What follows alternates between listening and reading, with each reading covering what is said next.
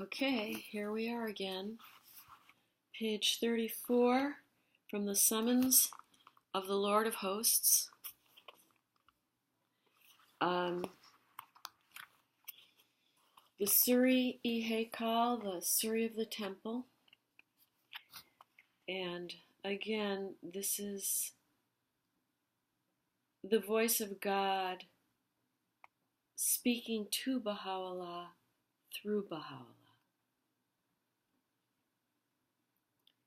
O breast of this temple, we verily have caused all things to mirror forth thy reality, and made thee as a mirror of our own self. Shed then upon the breasts of all created beings the splendors of the light of thy Lord, that they may be freed from all illusions and limitations. Thus hath the day star of wisdom shone forth above the horizon of the pen of the eternal King. Blessed are those who perceive it.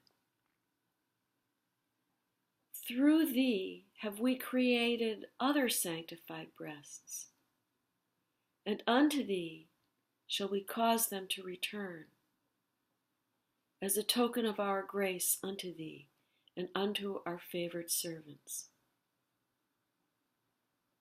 Ere long shall we bring into being through thee men with sanctified and illumined breasts, who will testify to naught save my beauty, and show forth naught but the resplendent light of my countenance. These shall in truth be the mirrors of my names amidst all created things. So let's go back and look at that paragraph. In this part of the Suriy-i-Haykal, each set of paragraphs seems to have a different theme. So we read about the feet of the temple being wrought of iron, the living temple, the temple of holiness. Now we're talking about the breast of this temple.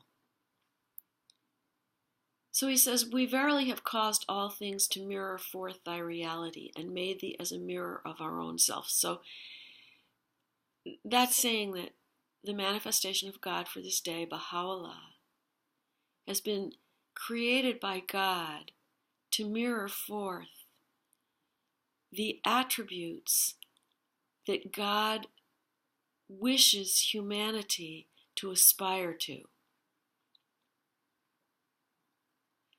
And by the manifestation of God in this day, Bahá'u'lláh doing that,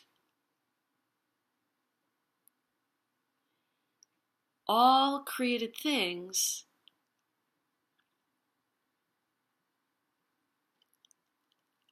are enabled to free themselves from their human limitations. And then it says, thus hath the day star of wisdom shone forth above the horizon of the pen of the eternal King. So Bahá'u'lláh, one of his titles was the pen, because he wrote so prodigiously, so profusely, far more than any manifestation of God has ever written. And I think, as far as I know, the only manifestation of God that I know of that even wrote at all was the predecessor of Bahá'u'lláh, the Bab, his herald. And then he says, through thee have we created other sanctified breasts, and unto thee shall we cause them to return, as a token of our grace unto thee and unto our favored servants. So I think this is saying that, this is how I read it, that through the energy released by Bahá'u'lláh, by his revelation and his coming into the world,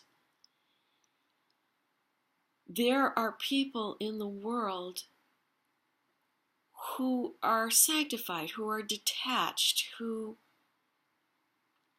are in tune with the laws and teachings of God.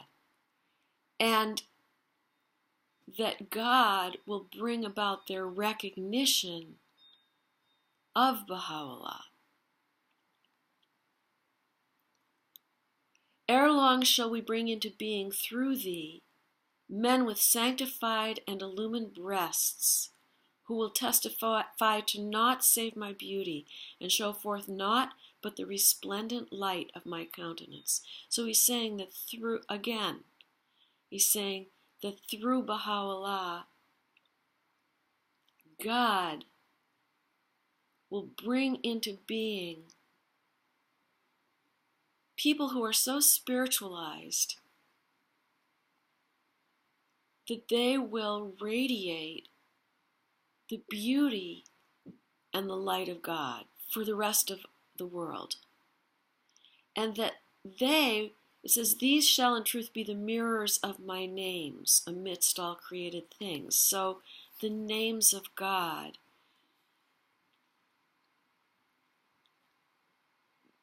the attributes of God, you could say, in human terms, that these people will mirror forth these divine attributes. And then it goes on to say, O temple of holiness. Again, this is addressing Bahá'u'lláh. We verily have made thine inmost heart the treasury of all the knowledge of past and future ages, and the dawning place of our own knowledge, which we have ordained for the dwellers of earth and heaven, that all creation may partake of the outpourings of thy grace, and may attain through the wonders of thy knowledge unto the recognition of God, the exalted, the powerful, the great. In truth, that knowledge which belongeth unto mine own essence is such as none hath ever attained or will ever grasp, nor shall any heart be capable of bearing its weight. Were we to disclose but a single word of this knowledge, the hearts of all men would be filled with consternation. The foundations of all things would crumble into ruin, and the feet of even the wisest among men would be made to slip. It's a heavy paragraph. So I think here, again, it's God speaking to Bahá'u'lláh. And he's saying, we have made thine inmost heart the treasury of all the knowledge of the past and future ages. So, Bahá'u'lláh is the turning point. The Bab is also the turning point. Bahá'u'lláh can interpret the writings of all the religions of the past, but he's also bringing about a vision of the future that has been promised to humanity from age to age, the future of the coming of the age of peace on earth, which, as I spoke of yesterday, has already begun. This coming of the age of peace on earth has already begun because with Baha'u'llah's teachings, there are those who are putting into practice those teachings, and those teachings constitute peace on earth, the bringing of peace on earth. So that's already begun, but it has to grow. And as people begin to recognize who Baha'u'lláh is, what he stands for as the voice of God, and the bringing into being of the new age, and cleave to his teachings, peace will expand in the world, even though right now it might look like a tiny, tiny seed.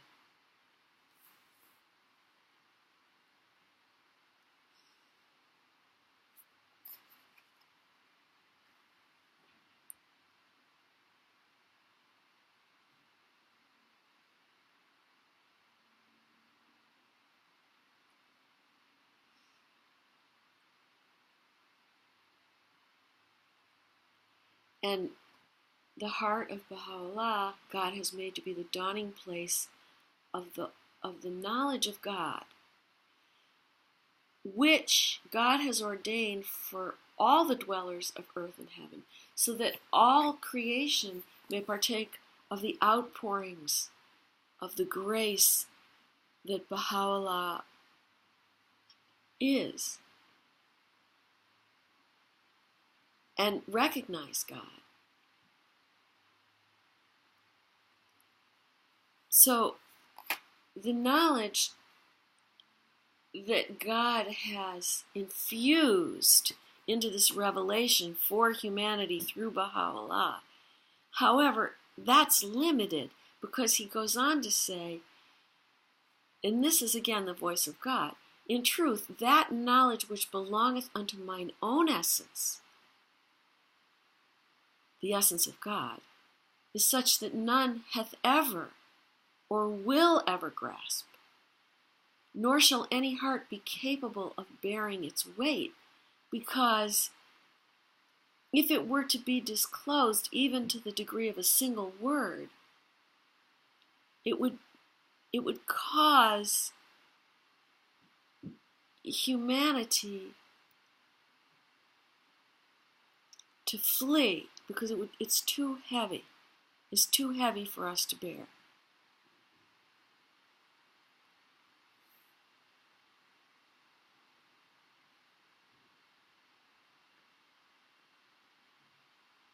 It's very interesting. The next paragraph says, within the treasury of our wisdom, there lieth unrevealed a knowledge, one word of which, if we chose to divulge it to mankind, would cause every human being to recognize the manifestation of God and to acknowledge his omniscience, would enable everyone to discover the secrets of all the sciences, and to attain so high a station as to find himself wholly independent of all past and future learning. Other knowledges do we as well possess, not a single letter of which we can disclose. Nor do we find humanity able to hear even the barest reference to their meaning. Thus have we informed you of the knowledge of God, the all-knowing, the all-wise. Were we to find worthy vessels, we would deposit within them the treasures of hidden meanings, and impart unto them a knowledge, one letter of which would encompass all created things.